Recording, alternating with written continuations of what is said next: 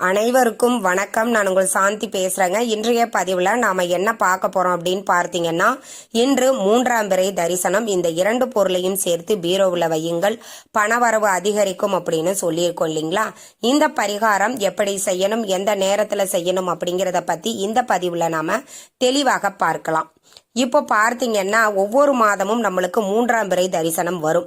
நம்முடைய சேனலை தொடர்ந்து பார்த்துட்டு வர்றவங்களுக்கு தெரியும், ஒவ்வொரு மூன்றாம் பிறை வரும் பொழுதும் அது எந்த நாள்ல வருகிறதோ அந்த நாளுக்குண்டான பணவரவிற்குண்டான பரிகாரங்களை நான் சொல்லிக்கிட்டு வரேன். ஒவ்வொரு பரிகாரமுமே எல்லாருக்கும் பலன் கிடைக்குது அப்படின்னு கமெண்ட்ஸ்ல மென்ஷன் பண்றீங்க. எனக்கு ரொம்ப சந்தோஷமா இருக்குது.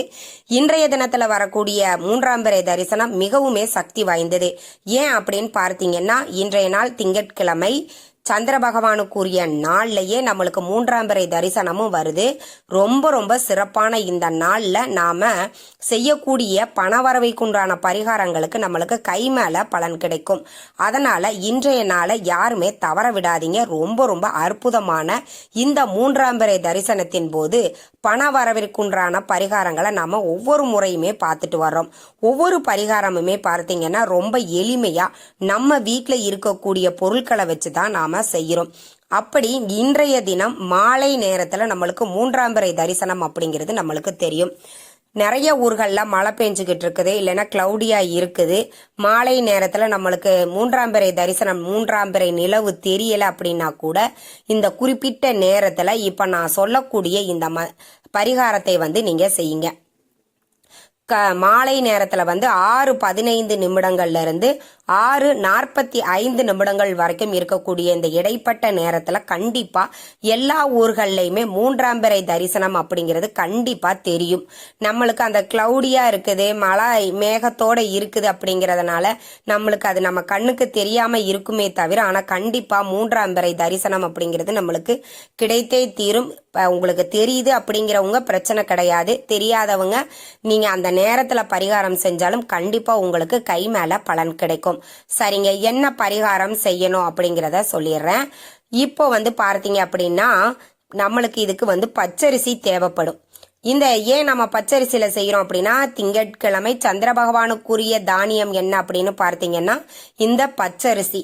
அந்த பச்சரிசியை 5 அப்படிங்கிற எண்ணிக்கையில நீங்க எண்ணியே எடுத்துக்கோங்க. அந்த பச்சரிசிய எண்ணி எடுத்துக்கிட்டு அதற்கப்புறம் பார்த்தீங்கன்னா, நாம ஏன் இது 5 அப்படிங்கிற எண்ணிக்கையில இந்த பச்சரிசியை எடுத்துக்கிறோம் அப்படின்னா, சிவபெருமான் பாஞ்சாட்சரன் நமச்சிவாய அப்படிங்கிற மந்திரத்தை குறிக்கக்கூடிய வகையில நம்ம 5 அப்படிங்கிற எண்ணிக்கையில இந்த பச்சரிசியை எடுத்துக்கிறோம். அதற்கப்புறமாக பார்த்தீங்க அப்படின்னா 1 ரூபாய் நாணயம் எடுத்துக்கோங்க. அதற்கப்புறம் ஒரே ஒரு ஏலக்காய், ஒரே ஒரு துண்டு பச்சை கற்பூரம், இது 4ஐயும் உங்களுடைய உள்ளங்கையில வச்சுக்கோங்க.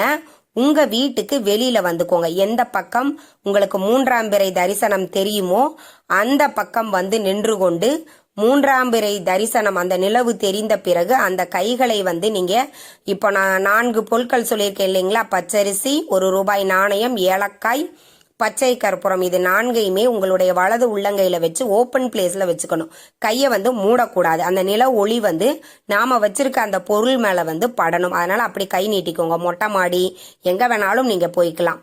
அங்க போயிட்டு நின்றுட்டு அந்த நில ஒளியில கைகளை நீட்டி இப்போ நான் சொல்லக்கூடிய இந்த மந்திரத்தை 27 முறை சொல்லணும்.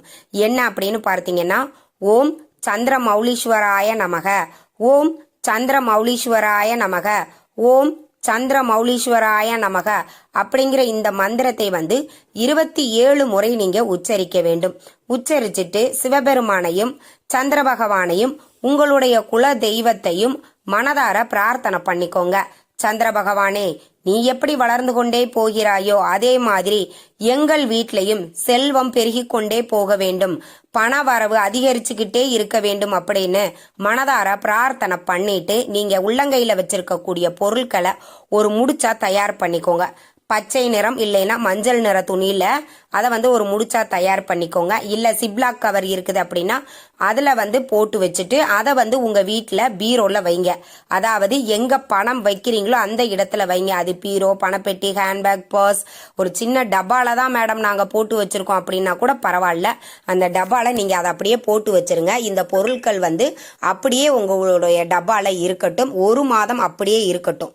இந்த 1 மாதம் நம்மளுக்கு பௌர்ணமி முடிந்து அமாவாசை முடிந்து வரக்கூடிய 3ஆம் பிறை அன்று நீங்கள் இப்போ நாம் வச்சுருக்கோம் இல்லைங்களா, இந்த பொருட்களை வந்து ₹1 நாணயத்தை மட்டும் எடுத்து வச்சுக்கோங்க. மற்ற பொருட்களை வந்து ஓடுகிற நீர்நிலைகள்லையோ கால்படாத இடத்துலையோ போட்டுடுங்க. அடுத்து செய்யக்கூடிய பரிகாரங்களுக்கு நம்ம இந்த ₹1 நாணயத்தை பயன்படுத்தி கொள்ளலாம்.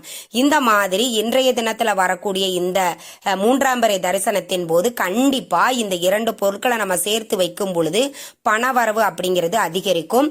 ஏன்னா சந்திர பகவானுக்குரிய தானியம் வந்து பார்த்தீங்கன்னா பச்சரிசி. அந்த பச்சரிசியை வச்சு நாம செய்யக்கூடிய பரிகாரங்கள் வந்து பார்த்தீங்கன்னா நம்மளுக்கு 2 மடங்கு அதிகப்படியான பலன்களை கொடுக்கும்.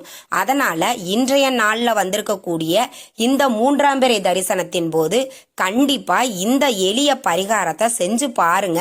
நிச்சயம் உங்களுக்கு கை மேல பலன் கிடைக்கும்.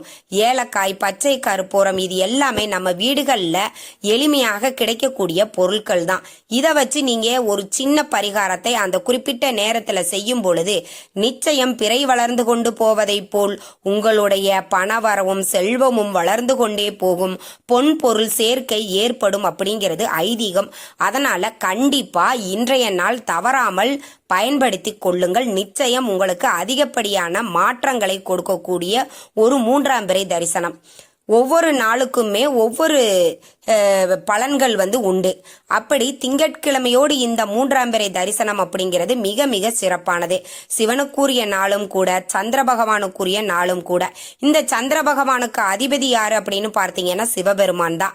ஆக சிவனையும் சந்திர பகவானுக்கும் ஒரே நாள்ல நம்மளுக்கு வரக்கூடிய அற்புதமான நாள்ல 3ஆம் பிறை தரிசனம் வருவது நம்மளுக்கு கூடுதல் சிறப்பானது. அதனால இன்றைய நாள்ல வரக்கூடிய இந்த 3ஆம் பிறை தரிசனத்தின் போது நிச்சயம் உங்களுக்கு கை மேல பலன் தரக்கூடிய இந்த எளிய பரிகாரத்தை செய்யுங்கள். நிச்சயம் உங்களுக்கு கை மேல பலன் கிடைக்கும். அதே மாதிரி பார்த்தீங்கன்னா இந்த திங்கட்கிழமை அன்று விநாயகர் வழிபாடும் உங்களுக்கு மிக உயர்ந்ததாகவே இருக்கும். கண்டிப்பா விநாயகர் ஆலயங்களுக்கு சென்று 2 தீபங்கள் ஏற்றி விநாயகரை வழிபாடு செஞ்சுட்டு, அதாவது 2 பழம் வெத்தலைப்பாக்கு வச்சு 2 தீபங்கள் ஏற்றி வழிபாடு செஞ்சுட்டு வாங்க.